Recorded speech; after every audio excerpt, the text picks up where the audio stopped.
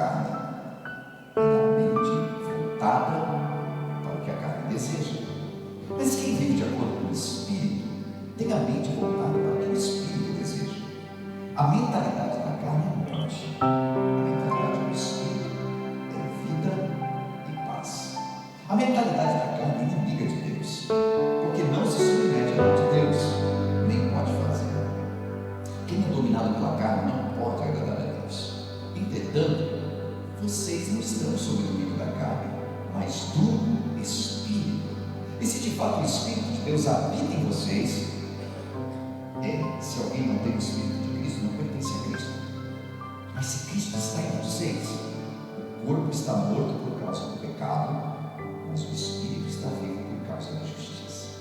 E se o Espírito daquele que ressuscitou Jesus dentre os mortos habita em vocês, aquele que ressuscitou a Cristo dentre os mortos também dará vida a seus corpos mortais, por meio do seu Espírito que habita em vocês. Portanto, irmãos, estamos em dívida, não para com a carne, para que sejamos sujeitos a ela. Pois se vocês viverem de acordo com a carne, morrerão. Mas se pelo Espírito fizerem morrer os atos do corpo, viverão, porque todos os que são guiados pelo Espírito de Deus são filhos de Deus. Os filhos de Deus, digam amém. Nós falamos na semana passada aqui sobre mudança de mente, uma mudança na forma de pensar. Falamos aqui sobre a renovação do nosso entendimento. E quando nós falamos a respeito disso, sempre há um bloqueio, porque dificilmente nós escutamos uma mensagem e dizemos assim: eu preciso mudar nisso, essa pessoa sou eu que preciso de mudança. Em geral, quando nós ouvimos uma mensagem como essa, nós pensamos em alguém que não veio. A pessoa fulano e tal precisava estar aqui hoje, essa aqui era para minha sogra, mas ela não veio. Vou gravar, será que está gravada essa mensagem, que eu preciso mandar para ela assim, como quem não quer nada, ver se ela ouve, se ela entende. Mas é difícil nós pensarmos que é para nós, e que a gente veio para esse culto porque Deus queria falar conosco.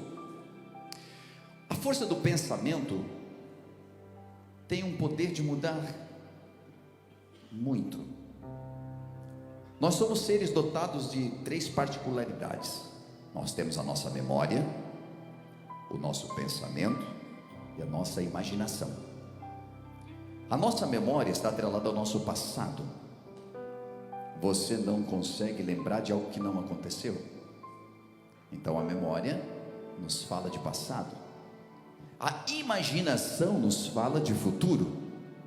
Antes de vir para o culto, você imagina as canções que vão ter, você imagina o que pode acontecer, você passa uma noite em claro, imaginando o que vai acontecer no outro dia.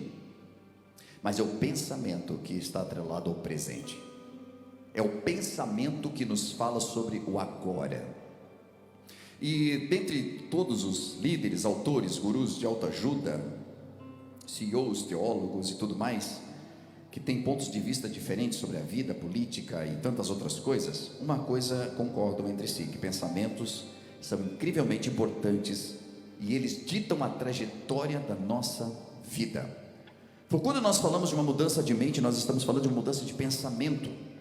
Nós estamos falando que algo tem poder de mudar você agora, algo que pode impactar você neste momento e virar a tua história.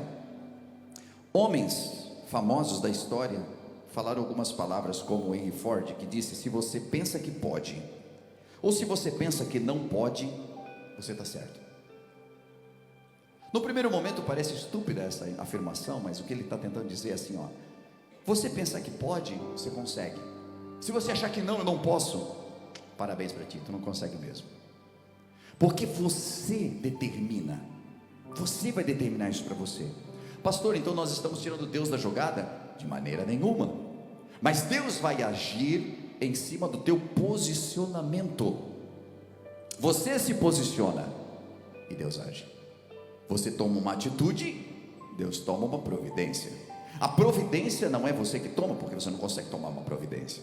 Providência sempre tem a ver com aquilo que está longe das suas mãos, mas a atitude está presente. É a atitude que você precisa tomar. Acredite que você pode, e você já terá meio caminho andado, disse Teddy Roosevelt. A felicidade da sua vida depende da qualidade dos seus pensamentos. E aqui, quando a gente lê o texto do apóstolo Paulo para os romanos, ele deixa bem especificado aqui de que existem dois tipos de pensamentos. Existe o pensamento da carne, existe o pensamento do espírito. E você que é leitor da Bíblia Sagrada, que gosta da Bíblia Sagrada, que entende que a Bíblia Sagrada é importante, que faz dela o teu livro diário, você vai ler muito no Novo Testamento a respeito da carne e do espírito. E eu já falei isso na semana passada, mas para os que estão chegando hoje, ou que nos acompanham pela internet, quando nós falamos da carne, tire da sua cabeça que nós estamos falando do corpo físico. Quando nós falamos carne, nós estamos falando de uma parte em nós que tende ao pecado, que tende ao mal, que tende a ser negativo, que tende a baixa autoestima. A tendência da carne é sabotar você. Então existe o pensamento da carne. A carne é aquela que busca o prazer. Quando você pensa assim: será que eu vou entrar nessa campanha de oração que a igreja está? Mas levantar de madrugada para orar, o melhor do sono, a tua carne está falando, porque ela não quer acordar, ela não quer jejuar. Pensar assim: mas fazer um jejum, o que eu vou jejuar? Tem que ser uma coisa que não dói muito assim, para tirar do meu cardápio. A carne nunca quer. A carne, quando você dobrou os joelhos para orar, vai começar a latejar em você, e dar dor em tudo quanto é lado. Atinge a tua carne física também. A carne é a parte em você que luta para que você não permita Deus agir em sua vida. O espírito, por outro lado, te leva a uma consciência do tipo: uau, nós estamos num momento decisivo da história da nossa nação, nós precisamos orar pela nação. Não importa se eu tenho que levantar de madrugada, se eu tenho que tirar meia hora ou 1 hora por dia para estar orando, mas eu preciso fazer algo pela minha nação. O espírito falando. Então sempre existe uma luta dentro de nós, e isso é bíblico, entre o espírito e a carne. Só que Paulo aqui, ele nos fala algo que deixa a gente até, impactados.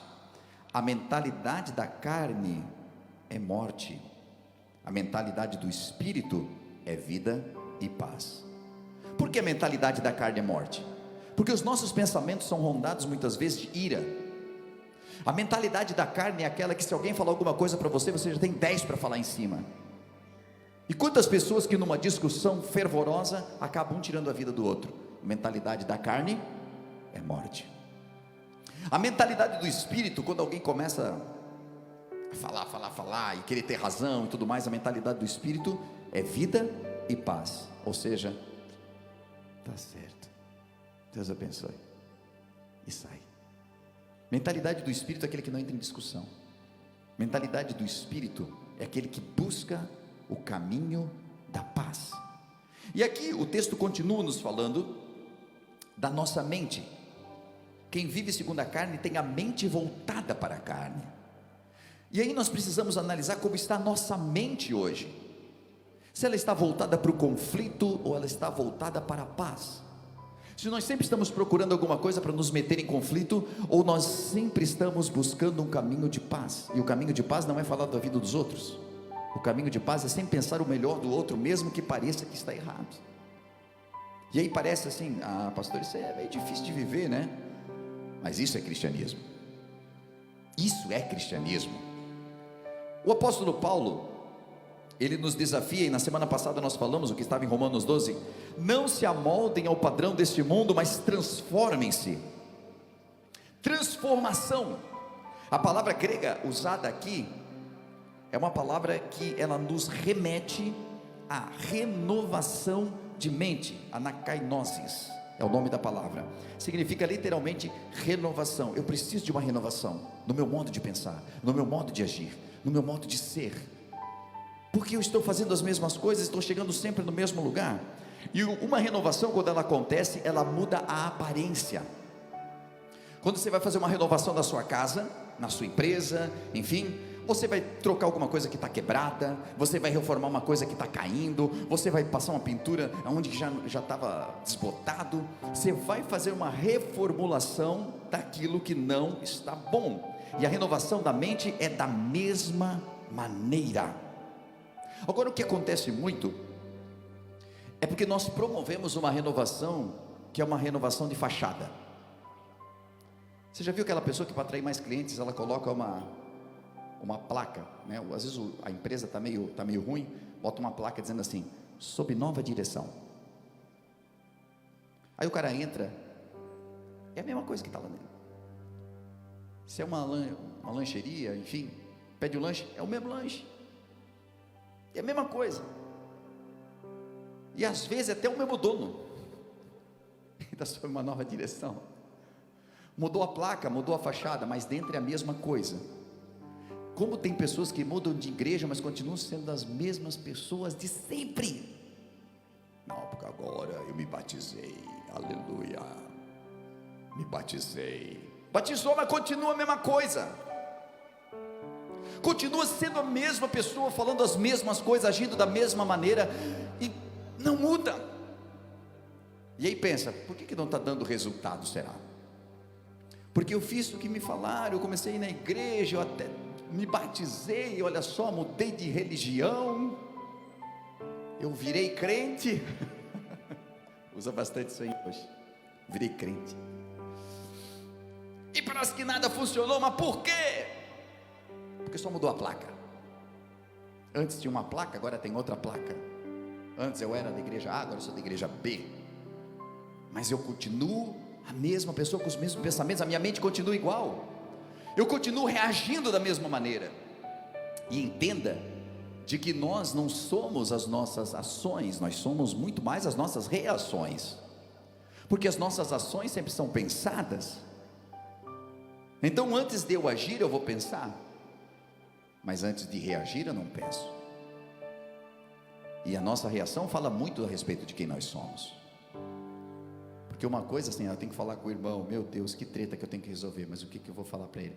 Eu vou falar assim, assim, assim, que é para a gente não discutir. Mas quando acontece na hora, aí a gente consegue ver como é que está o coração das pessoas. Porque tudo aquilo que está na sua mente, se você é dominado pela carne, é a carne que vai manifestar com resposta. Você é dominado pelo Espírito, é o Espírito que vai trazer a resposta. E quando o Espírito dá a resposta, abranda qualquer ira. A gente costuma ver muito isso. Nas segundas-feiras a gente joga bola com os homens, e quando a gente começou esse ministério, alguém sempre falou assim: esse ministério aí não dá certo não, hein? Isso é só para dar briga, porque todo mundo é irmão até o juiz apitar, depois, adeus. E tem sido uma bênção. Mas você acha que algumas vezes a gente já não viu isso acontecer? É claro que sim. Tem dia que o inimigo te escolhe assim, não? Desde de manhã ele te atribula. Aí chega de noite, vai jogar aquela bola para relaxar, tu sai de lá pior, porque encostou, porque bateu, porque a gente deixou o domínio do Espírito e começou a ficar sob o domínio da carne. E a nossa mente já tem, gente, parece que é um negócio assim, ó, que troca, sabe, é como se fosse um software. Você está ali, domínio do Espírito, você já tem as respostas prontas. Deus abençoe, vá com Deus, oh misericórdia. Quando a carne toma, parece que troca assim, filho de uma desgraçado, mas que inferno, mas troca. Aí tu olha e diz: irmão, és tu? Satanás é você? Muda, mas é uma mudança completa. Nossa mente precisa, porque assim, porque é tão preocupante isso, porque Paulo está dizendo ali em cima, que os que são guiados pelo Espírito são filhos de Deus. E quem é guiado pela carne então é filho de quem? Aí nem fala, pastor. É, dele mesmo.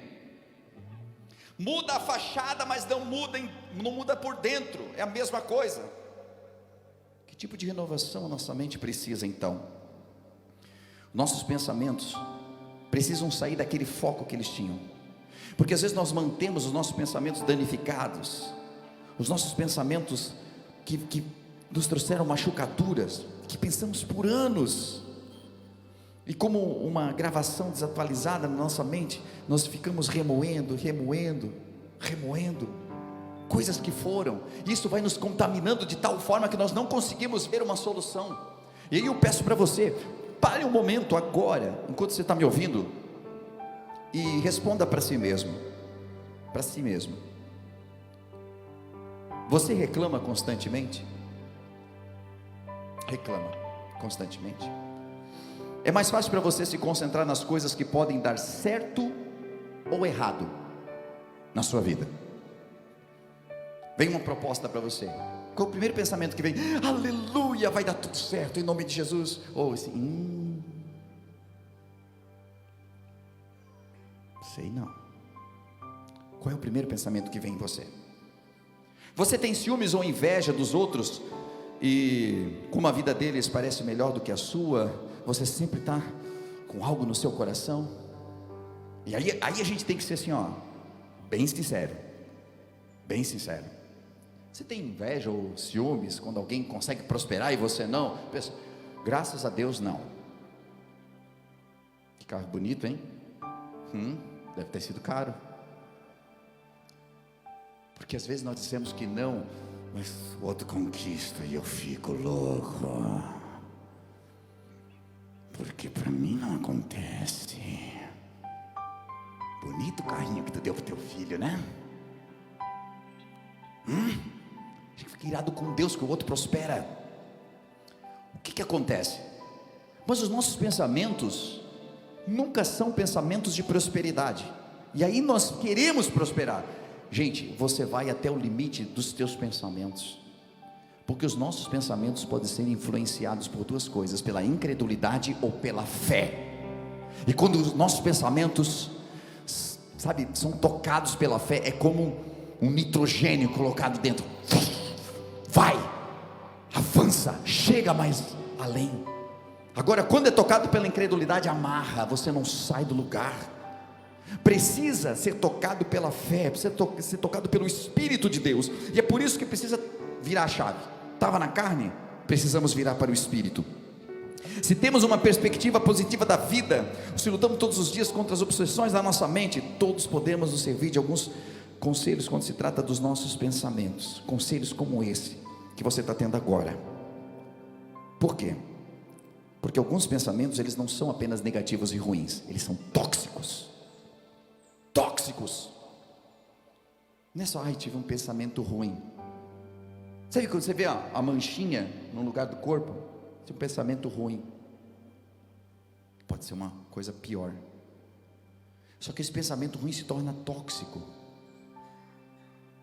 porque isso não te deixa ficar em paz. Isso começa a te atribular, isso começa a palpitar o teu coração. Sabe, tem aquele dia que o casamento está ótimo, e aí Satanás conseguiu botar uma desconfiança aqui no pensamento, e aquilo que era um pensamento ruim começa a ser tóxico, e começa a contaminar, e começa a contaminar, e começa a contaminar. E o grande problema é que às vezes a gente não fica só para nós, por isso que é chamado de tóxico, porque a gente vai passando ao redor, e daqui a pouco tem mais gente contaminada com o pensamento que eu tive, e que foi uma seta que atravessou e pegou a minha mente. Por isso a Bíblia fala que nós precisamos da armadura de Deus, que tem um capacete chamado capacete da salvação. Quando Deus coloca esse capacete em você, é para você pensar de que os céus te esperam, e de que agora a sua mente está protegida por Ele. Sua mente protegida, quando vem o pensamento ruim, quando vem esses pensamentos tóxicos, quando vem alguma coisa, não permita que entre. Porque quantas pessoas que estão com um pensamento bom, não, vai dar tudo certo, nós vamos conseguir. Aí alguém chega tóxico perto e consegue te contaminar. Alguém chega com um pensamento tóxico e consegue tirar a tua paz. Você vai começar um negócio. Estou te dando aqui, convite. Vou inaugurar minha empresa, a minha loja ali no centro, no shopping. Quero que você vá lá. No shopping? Poxa, parabéns. Bem nessa época de eleição. Que fé, hein? Que fé a tua. Nossa, queria ter uma fé dessa. Que a gente não sabe o que pode ser desse país, né? Tudo mostra aí que...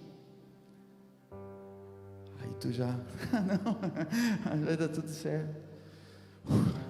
Vai para casa mal.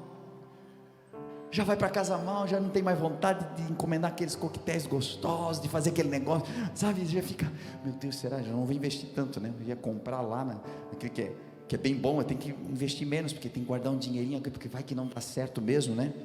Cara, conseguiu te atingir. Se tu não pegar o pensamento tóxico e for para a oração e dizer assim: Jesus, tira da minha mente todo esse mal, porque me atingiu, mas em nome de Jesus, Pai, coloca a tua mão sobre a minha cabeça, devolve o capacete de salvação, que eu acho que eu tirei o capacete para dar uma arejada e já me acertou. Eu preciso, Pai. Tu percebe como nós somos frequentemente atingidos por isso? Muitos dos nossos pensamentos não têm muito valor, pensamento bobo que passa pela cabeça, mas às vezes eles se tornam tóxicos em nós. E pensamentos que poderiam ser incríveis, a gente pensa, não é para mim, porque eu não consigo chegar lá. Você estava todo animado, saiu do culto animado, mas daqui a pouco alguma coisa fez com que você desistisse de acreditar de que você pode. E isso me faz lembrar de que nós precisamos confessar o que nós sentimos, as coisas boas que nós sentimos. Você percebeu que tudo na Bíblia que você confessa, você possui? No próprio Romanos diz que quando você quer a salvação, você precisa confessar Jesus como teu único e suficiente Salvador, porque você confessa e você ganha. O que você confessa, você atrai. Nós possuímos promessas de Deus, e é por isso que com a nossa boca nós devemos confessar. E quando nós confessamos regularmente as coisas boas, elas se firmam em nós, porque nossa boca tem o poder de profetizar coisas boas. O grande problema é que muitas das coisas que nós confessamos para o bem, nós confessamos pela fé. Se em teu coração creres e com a tua boca confessares, não é com teus olhos veres, é com teu coração creres. Não é quando tu vê o dinheiro na conta e confessar, agora eu estou bem, não. É quando você está vendo que não tem e está confessando, dizendo: o Senhor é dono da minha vida, eu estou trabalhando, eu estou buscando, e Deus vai abrir as portas. Essa é a confissão que vai fazer o milagre acontecer. O grande problema é que nós confessamos o que nós vemos, confessamos o que nós sentimos e não confessamos o que nós cremos. Isso aqui é para anotar no coração. O povo de Israel foi espiar uma terra, e Deus disse para eles assim: a terra é boa, mana, leite e mel, e é de vocês, terra é de vocês, vou dar para vocês. O povo vai espiar a terra, 12 espias, os 12 olham a terra, analisam, tem gigantes na terra, tem frutas enormes também, a terra é muito boa, eles dão uma olhada nos gigantes, tudo de longe, né, gente? Voltam. Relatório. 2 deles disseram assim: a terra é boa, é maravilhosa, Deus já nos entregou, a bênção é nossa.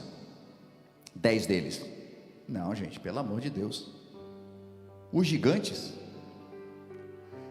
que tem ali, eles vão matar a gente parece gafanhoto aos olhos dele, e para eles, quando eles olhavam para nós, nós éramos como gafanhotos para eles. Primeiro que eles nem chegaram perto dos caras, nem trocaram ideia com os caras, mas eles estavam dizendo que para os gigantes, eles pareciam gafanhotos. É aquele momento que você olha e diz assim: o cara lá não gosta de mim, não gosta de mim, não vai com a minha cara. Mas por quê? Não sei, ele me olha, eu sinto que não gosta de mim.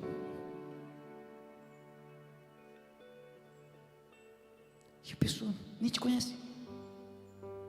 Aquelazinha ali, eu não gosto dela, não sei, meu santo não bateu.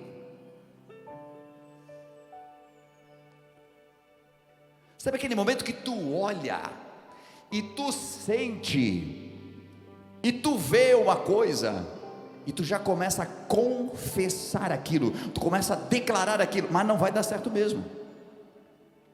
Você não foi chamado para confessar aquilo que você vê ou sente. Você foi chamado para confessar aquilo que você acredita. Pode ser que a situação brasileira esteja assim, ó, todo mundo está apreensivo, mas eu acredito que Deus vai se levantar sobre essa nação e o melhor vai acontecer para o nosso Brasil. Eu confesso isso porque eu creio. Se você crê nisso, comece a confessar isso, comece a declarar isso também, porque o que você declara acontece.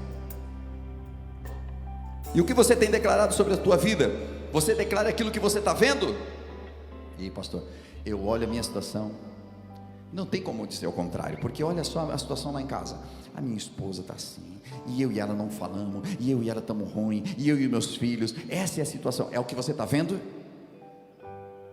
Ótimo. Aqueles 2 espias viram um gigante também, mas o que eles resolveram dizer? A terra é nossa. Por quê? Porque tem uma palavra de Deus que disse que a terra seria a nossa. O que mais voga na sua vida é o que Deus diz de você, e não o que a tua realidade está dizendo a teu respeito. Não é o que você está presenciando hoje, porque você olha hoje dá medo, e eu entendo, porque em muitas situações da minha vida, eu olhava e dizia, não tem como. Os meus olhos diziam para o meu coração que não tinha como, ou seja, diziam para a minha mente que não tinha como. Mas eu fiz uma coisa que o salmista disse: escondi a tua palavra no meu coração para não pecar contra ti. E na batalha entre o coração e a mente dizia, não dá, a realidade é essa, 1 mais 1 dá 2, e você está devendo 4, então não tem como. Aí o Espírito faz você lembrar da palavra que Ele te deu, diz assim, Deus vai abrir uma porta onde não havia porta, vai acontecer um milagre, e você começa a declarar que o milagre já aconteceu, e o milagre acontece. Isso é mente atrelada ao coração. Bendito seja o nome do Senhor. Quando o Espírito de Deus está no controle, a nossa carne quer pegar o controle e dizer, é impossível, você vai separar, é impossível, vai falir, é impossível, não vai dar certo, é impossível, acabou para você. E o Espírito está dizendo assim, lembra da promessa, lembra da promessa, lembra da promessa, vai dar certo, eu sou contigo, ainda que passares pelo fogo, a chama não arderá em ti, se pelas águas tu passares, eu estarei contigo, elas não te submergirão. Nós começamos a lembrar da palavra de Deus, a nossa mente começa a se encher do Espírito Santo, e você começa a declarar a verdade de Deus. Daqui a pouco, o teu ambiente muda, aleluia. Se você acredita, aplauda bem forte, Jesus.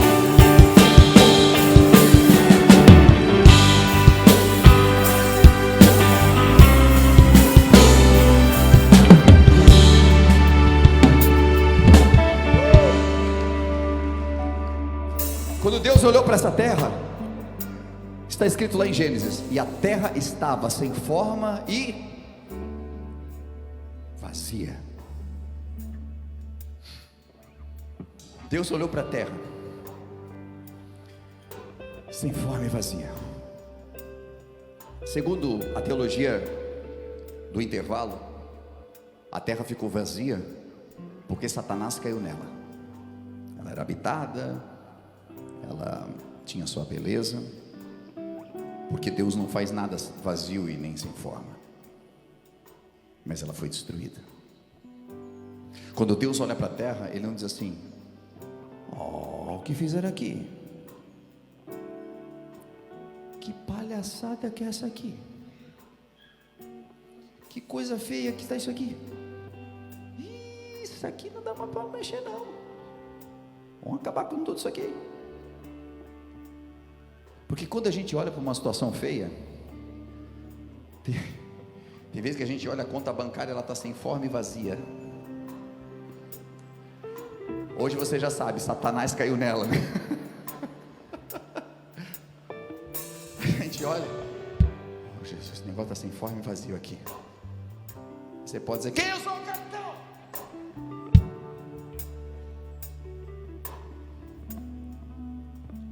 Vocês têm que começar a tomar um banho mais rápido, hein?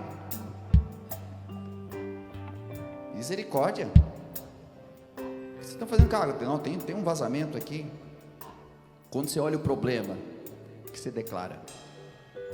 Começa a emitir juízo ou você faz como Deus, que quando olhou a terra sem forma e vazia, disse assim: haja luz.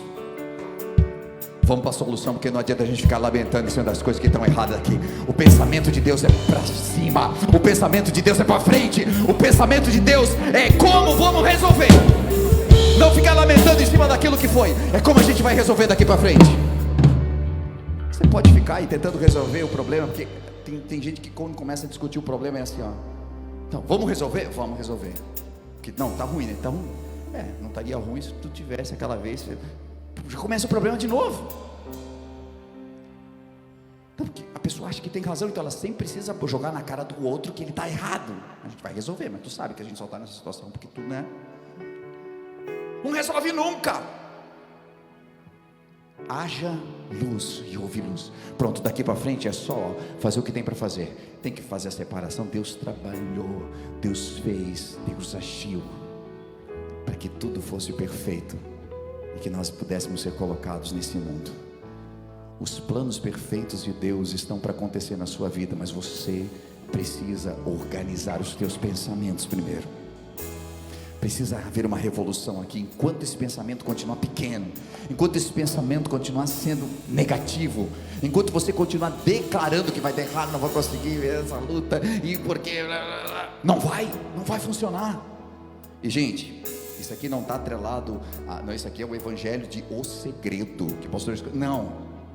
Enquanto mais você declara, você atrai. Não tem nada a ver, eu estou falando de palavra de Deus. O maior poder de Deus é a sua palavra. A sua palavra é tão poderosa que um dia se fez carne. A Bíblia diz: e o verbo se fez carne e andou junto de nós aqui, que é Jesus Cristo. O maior poder de Deus é a sua palavra. Você não disse que é filho de Deus? Se nós somos filhos de Deus, o maior poder que Deus nos deu é a palavra que Ele colocou em nós. Por isso que quando nós oramos, há um poder tremendo que é liberado. Se nós orássemos mais, nós tínhamos mais vitória, nós tínhamos mais bênçãos. Então comece a orar, comece a colocar em prática o poder que Deus te deu. Porque enquanto a tua mente ficar só pensando, não, eu preciso que o pastor faça uma oração por mim, eu preciso porque eu acho que ele tem poder, não é porque, não, você precisa, é você que precisa. Você começa a orar, você começa a determinar, e então a sua mente que está tendo o poder de ver apenas o problema, ela vai começar a ver a vitória. Quando o Espírito tomar conta de você, o Espírito de Deus estiver sobre ti, a sua mente que antes só via gigantes, ela vai começar a ver vitórias.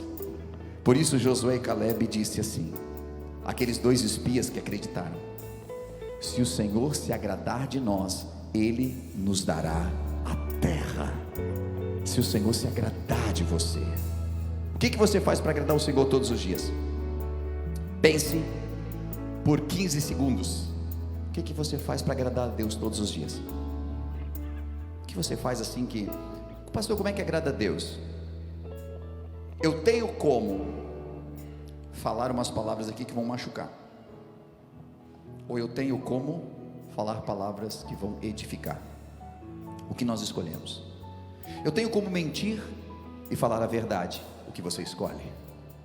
Eu tenho como pensar mal de uma pessoa e dizer assim: não fala para ninguém, tá? Mas fulano ali, fiquei sabendo, meu Deus. O que você acha? Agrada a Deus? Ou você está ouvindo aqui alguém falar: pois é, fulano está, nem quer saber, hoje está cheio de problemas, vamos orar por ele. Quando você tem um posicionamento desse, você agrada a Deus. Se o Senhor se agradar de nós, Ele nos dará a terra, Ele nos dará a vitória, Ele nos dará a bênção, Ele vai nos entregar tudo aquilo que nós precisamos. Tua mente vai começar a ver as bênçãos que hoje os teus olhos não conseguem ver. Aleluia. Tem uma frase que eu anotei aqui, ela não é minha, mas eu achei o máximo, e eu vou usar. A frase é assim, não use a sua boca como um termômetro, que só lê a temperatura de sua condição atual. Permita que a palavra de Deus na sua boca transforme ela em um termostato que altera a temperatura da sua vida, confessando o que Deus diz. O termômetro, quando você coloca, ele é fiel, ele vai dizer apenas o que você tem. Está com 37,5? O termômetro vai dizer. Está com 42 de febre? O termômetro vai dizer. E tem vezes que nós somos como termômetros, nós dizemos exatamente como é que está. Está ruim. Está uma bosta. Está uma coisa ruim. Está que eu não aguento mais. Tá. Nós só falamos o que o termômetro manda dizer. O que é um termostato? O termostato é aquilo que você tem na geladeira. Você vai lá e coloca os graus que você quer. Você quer mais frio? Você quer mais quente? O termostato você regula conforme o teu querer. É por isso que hoje Deus quer trocar esse termômetro aí por um termostato, para que você possa dizer assim: em nome de Jesus nós vamos esquentar as coisas aqui, vai dar tudo certo em nome de Jesus, pela fé, ó, estou botando aí, pela fé, vai dar. O termostato é aquele que você coloca no forno, que quando você vai colocar lá diz assim, é a 200 graus por 40 minutos, você vai lá e coloca 200, e você sabe que vai ficar a 200, por quê? Porque você determinou assim. Por isso que a sua mente hoje, tratada pelo Espírito Santo de Deus, não vai apenas medir pela condição atual que está, você vai determinar pela fé em Jesus Cristo que vai acontecer o milagre, e o milagre vai acontecer, porque você vai começar a andar segundo o milagre que você deseja. O Senhor instruiu a Josué: não deixe de falar das palavras desse livro da lei, e de meditar nelas de dia e de noite. O que faz a diferença para que você continue assim, crendo, é meditar na palavra de Deus. Nós devemos ler a palavra, mas meditar nela. Você está ouvindo uma palavra hoje? Medite nela, traga ela para a sua vida, porque é ela que vai fazer com que você consiga vencer. Quando Jesus estava na tentação com o diabo lá, Jesus não disse assim: esqueci uma Bíblia, se eu tivesse uma Bíblia aqui, esse capiroto ia ver o que é bom para tosse.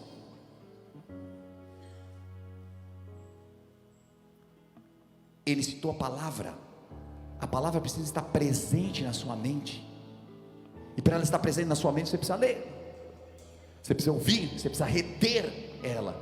Não é aqui um momento só de, eu tenho aqui 30 minutos de palavra, 40 minutos de palavra, e vou para minha casa todo relax, porque é legal, cara, e outro dia eu não lembro mais nada. Eu preciso, onde é que foi lido mesmo? Tá, eu anotei aqui no meu celular, em casa eu quero ler esse texto todo aqui, eu quero guardar aquela palavra. Onde é que está? Josué 1:8? Vou ler. Eu preciso da palavra presente na minha vida. Os pensamentos ruins vão atacar a sua mente, mas quando você abrir a sua boca, você vai falar de acordo com a palavra de Deus, não com os sentimentos e circunstâncias atuais, não de acordo com aquilo que você está vendo, porque eu sei que a gente ainda vai continuar vendo gigantes, a gente ainda vai continuar vendo situações adversas, mas nós vamos começar a declarar segundo a palavra de Deus. E como disse Joel 3:10, muitos conhecem a palavra: diga ao fraco, eu sou forte. E às vezes nós precisamos dizer para nós mesmos. Eu gosto muito de uma versão atualizada que ela diz assim: diga ao fraco, eu sou um guerreiro. Eu gosto dessa versão. Eu sou um guerreiro. Quando a situação quiser te matar, quando a situação quiser te derrubar, quando as situações da vida quiserem fazer você desistir, diga ao fraco, diga a você mesmo, diga a você que está se sentindo fraco, diga a você que está se sentindo abatido: eu sou um guerreiro, eu sou uma guerreira, eu cheguei até aqui. Eu podia ter desistido lá na minha infância, eu podia ter desistido na minha adolescência, eu podia ter desistido lá naquele primeiro relacionamento, eu podia ter desistido a primeira vez que eu apanhei na vida, eu podia ter desistido a primeira vez que eu falei, eu podia ter desistido a primeira vez que eu quebrei, mas eu não desisti. Eu sou um guerreiro, eu sou uma guerreira, eu vou me levantar, Deus é comigo, eu tenho a palavra de Deus junto de mim, nada vai me deter, eu vou conseguir chegar lá. Diga ao fraco, eu sou forte. Você pode dizer isso: eu sou forte. Você pode dizer mais uma vez: eu sou forte. Agora vamos mudar, você vai dizer: eu sou um guerreiro. Vamos lá: eu sou guerreiro, eu sou guerreira. Declare em nome de Jesus. Coloque-se de pé comigo, por gentileza.